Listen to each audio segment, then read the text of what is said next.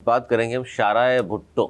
39 kilometre तवील शाहराह का इफ्तिताह किया बिलावल भुट्टो ज़रदारी साहब ने और कहा कि जनाब ये आवाम के लिए तोहफ़ा है।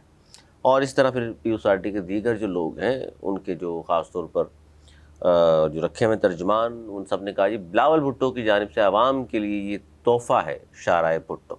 इस पर हम बात कर लेते हैं कि तोहफ़ा किस तरह हो गया आवाम के लिए। जेब ख़ास से तो बनाया नहीं, हमारे ही पैसों से कुछ सड़क बना दे तो काम है आपका सड़क बनाना हमारे पैसों से, वो तोहफ़ा किस तरह हो गया। खैर, बिलावल भुट्टो ज़रदारी साहब ने तकरीर जो की वहाँ गम गुस्से का इजहार 28वीं तरमीम आने वाली है वो तो नज़र आया हमें। वो तक नून लीग पे तनकीद, फलां पे तनकीद, फलां पे तनकीद। अचानक लोग कह रहे हैं अल्ताफ़ हुसैन क्यों याद आ गए।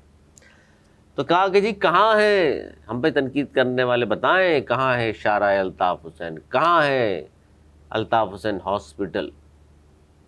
आप तो हर हुकूमत में शामिल होते हैं, वफाकी वज़ीर, सूबाई वज़ीर, सेक्टर इंचार्ज, यूनिट इंचार्ज, क्या क्या क्या क्या। नवाज़ शरीफ साहब, ये अचानक हुआ क्या?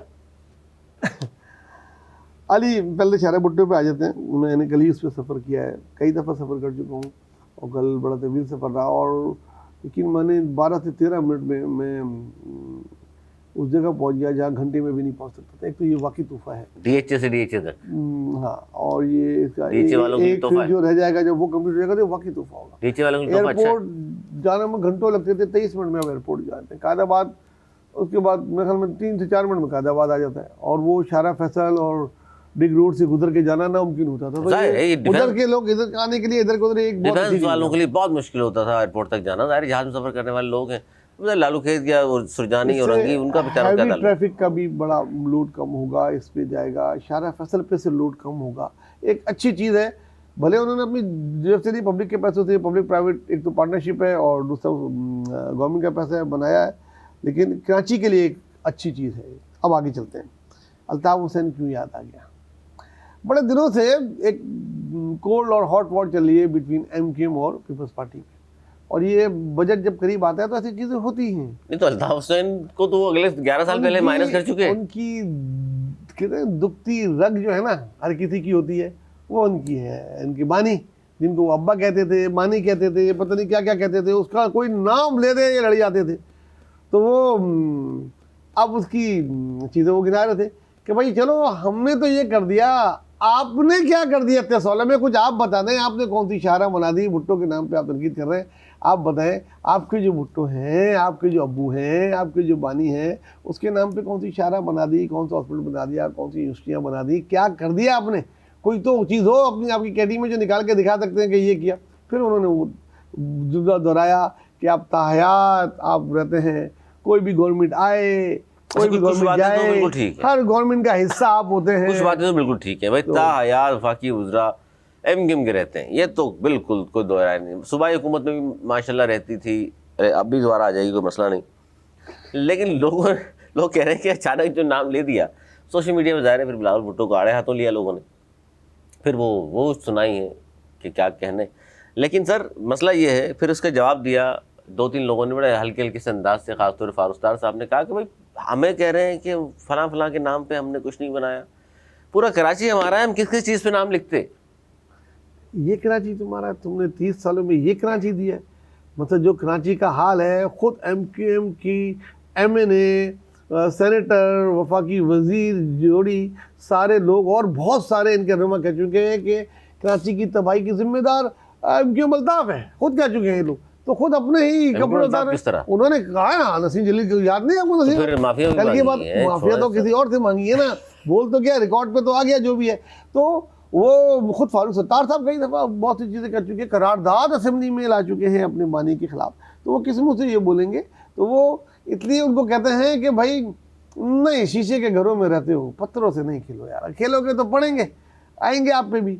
तो लिहाजा सियासत करो तो देख दाख के सोच साच के करो। एक चीज़ बन गई थी, आप तारीफ नहीं करना चाहते शाहराह भुट्टो की, नहीं करें, सियासत नहीं की जाती तारीफ। वो कह रहे हैं जी 18 साल में एक सड़क बना सके आप, उसका नाम भी भुट्टो ही रख दिया, किसी और का नाम रख देते। तो उन्होंने कहा ना, आप भी रख देते अगर आपने कोई बनाई होती।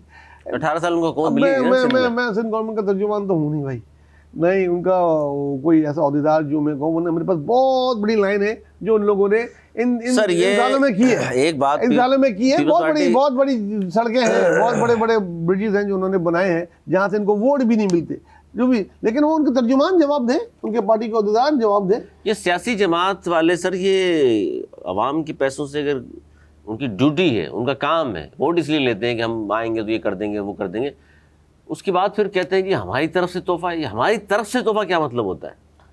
भाई जेब खास से बनाया है? जेब खास से बनाई कोई ना दे, तो फिर मेरे पैसों से आप मुझे कोई चीज बना कर दें और कहें कि जी इस पे एहसान मंद रहे हैं आप मेरे, क्यों? उनकी गवर्नमेंट की तरफ से वो कहते हैं तोहफा, एहसान मंद नहीं, तोहफा की बात करते हैं। और इस तरह हर पार्टी करती है, नवाज शरीफ क्लेम करते रहे मेरा ये तो गलत है ना तोहफा, सर। मेरी तरफ से ये तोहफा दिया, मोटरवे वो मैंने ये कहता है मेरा दिया। तोहफा, तो मोटरवे जाहिर है आवाम के पैसों से बनाए भाई, आपका काम है।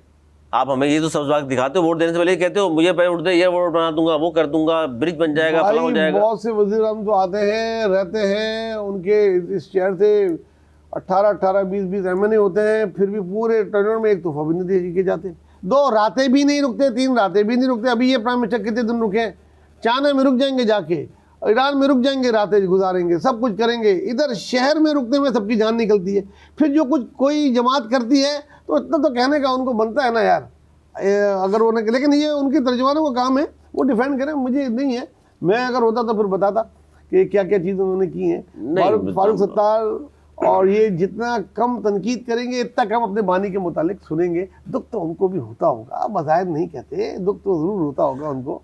नहीं, बानी के दौर में फिर उन्होंने गिनवाया कि जी मुस्तफ़ा कमाल साहब ने जो जो काम किए कराची में, सबको मालूम है। फारूक साहब पहली बार मेयर बने कराची के, 28 साल उम्र थी, इंतहाई नौजवान थे, बेहतरीन काम किए उस ज़माने में, लोग याद करते। फिर आप मुस्कुरा रहे थे कि फारूक साहब की बात में यहाँ एक शारा भुट्टो बन गई तो ज़बरदस्ती कहा जा रहा है जी माने बहुत बड़ा एहसान कर दिया। अरे भाई, जो जो आए जिन्होंने काम किया मानते हैं, जिन्होंने नहीं किया अब मुर्तज़ा वहाब क्या दिखाएंगे मुँह?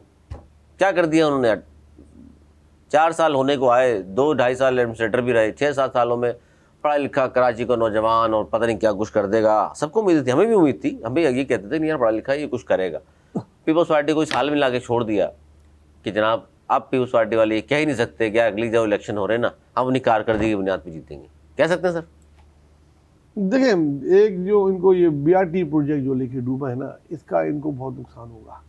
लेकिन फिर वही बात, जब इलेक्शन आएंगे, जब टाइम होगा और शफाफ इलेक्शन उस हुए वक्त देंगे, उस वक्त अगर BRT कंप्लीट हो गई होगी तो उसके समरात जो देख रहे होंगे लोग, तो हो सकता है वो चीज़ें देख के भूल जाएं या कुछ हो। ये उम्मीद पीपल्स पार्टी वालों को है। जब मैं उनके लोगों से बात करता हूँ और इदारों से, तो वो ये कहते हैं एक दफ़ा बनने तो दो इसको, अच्छा, लोग सब भूल जाएंगे। अच्छा, इसलिए हमने देर कर दी, जानबूझ कर दी। और वो जमात ने अब काम करना स्टार्ट किया। अब गुलशन इकबाल में, नॉर्थ आदाबाद में, अब उन्होंने देखा वो